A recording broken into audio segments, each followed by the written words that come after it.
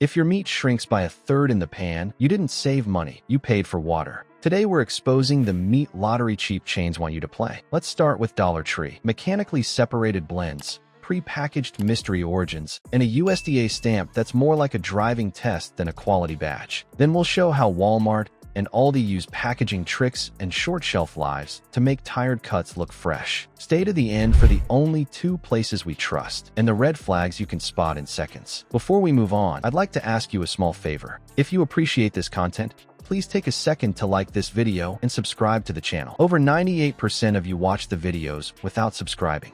It costs you nothing, but it makes a huge difference to us. So, did you click the subscribe button? Great, thank you so much. Now, back to the video.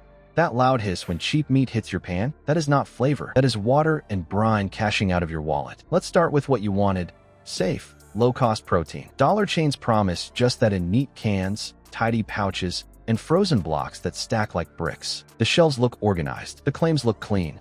Inspected, ready to eat. You think, good, box checked. But the deal lives in the details, and that is where the price tilts against you. The real kicker is what meat means in these formats.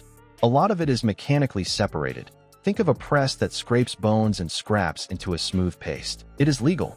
It is edible. It is not the same as a steak you cut with a knife. You go from fibers that chew to a uniform slurry that spreads, like trading a loaf for crumbs glued back together.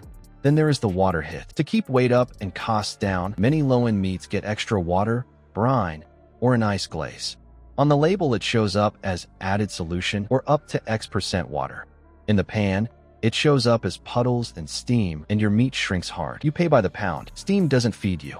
Now the origin gap. These packs are often pre-made far from the store, sometimes far from you. Bulk lots get mixed, held, and shipped again. By the time you scan it, you have no clear line on how long it sat or how warm it got while moving. Traceability gets fuzzy when meat is ground, blended, and reworked.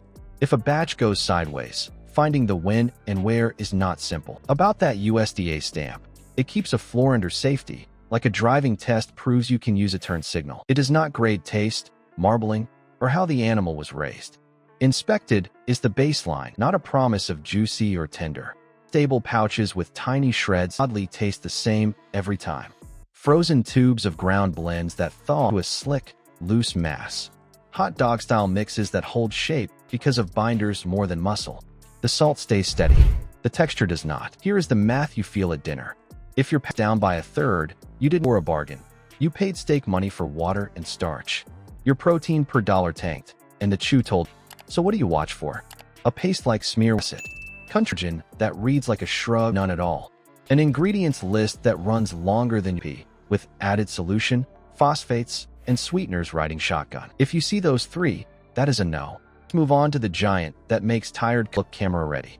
That bright cherry red pack looks new in the case, then turns drab in your fridge by morning. You did not mess up storage. The color sold, the clock was already ticking.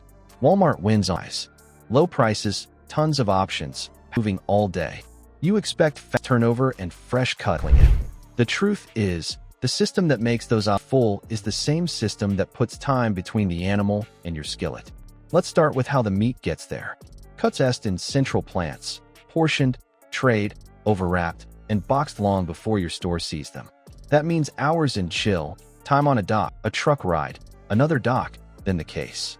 Each step cold, yes, but time stacks up. Freshness doesn't pause just because the pack is tight. Now the part the tray wants you to notice. Modified atmosphere packaging is the reason. The pack gets flushed with a gas mix. Oxygen in there keeps myoglobin in the blue state, so beef looks bright red. It's the grocery version of stage makeup. It can hold that color even as flavor dulls and texture loosens. Red sells. Red does not guarantee fresh. Here's the kicker. You take it home, swap that sealed world fridge air, and the surface shifts fast. The same cut looked perfect can gray in a day because the air, temp, and light changed. That shift doesn't mean unsafe by itself, but it exposes what the package masked. You bought age you couldn't see. Another gap, the butcher you cannot talk to. Most locations don't break primals or do some trims on site. No one is standing there ready to slice a fresh steak off a larger piece for you or fix a sloppy trim. You lose the eyes and hands that catch sinew, extra fat, or off smells before it hit cart. What you see is what you get, and what you get was cut somewhere else, earlier. Take a hard look at the case. Every tray in thickness, the same rounded corners, edges squared off to match. That uniform perfect look is staging. Stocking. It helps sales. A signal of age or grade. You pay for that hidden age two ways.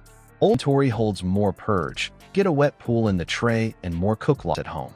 Price pressure also favors lower grades, deeper trim to hit targets, which leaves you with a tougher chew and less marble. You saved $1.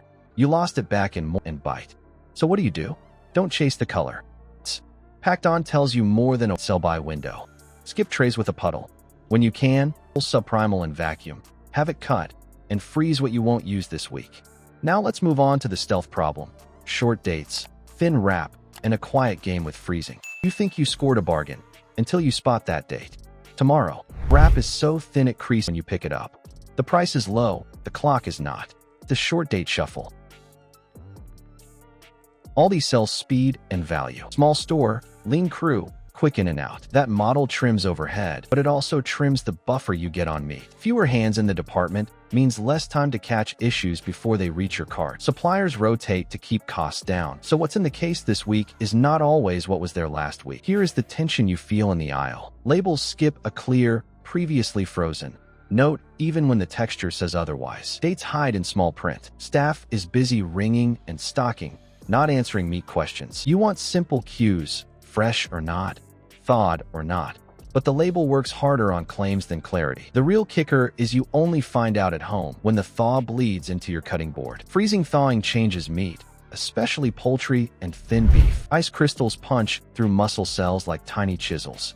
When it thaws, those busted cells leak. That runoff is purge, the cloudy liquid that pools in the tray and floods your pan. The result is rubbery chicken, thin steaks that steam instead of sear, and a chewy bite that fights back. One cycle is manageable. 2 or 3. You taste every one. Packaging makes it worse. Thinner trays flex and crack. Film scuffs and picks up pinholes, which means slow leaks and air sneaking in. Now you have purge seeping under the shrink wrap, more bacteria risk, and a real chance of cross-contamination in your cart. If you see wrinkled film, loose corners, or a corner cut that weeps, that pack has been through it. Rotation pressure is real in small formats. Frequent resets clear space fast, but slow movers can sit tucked behind the new row.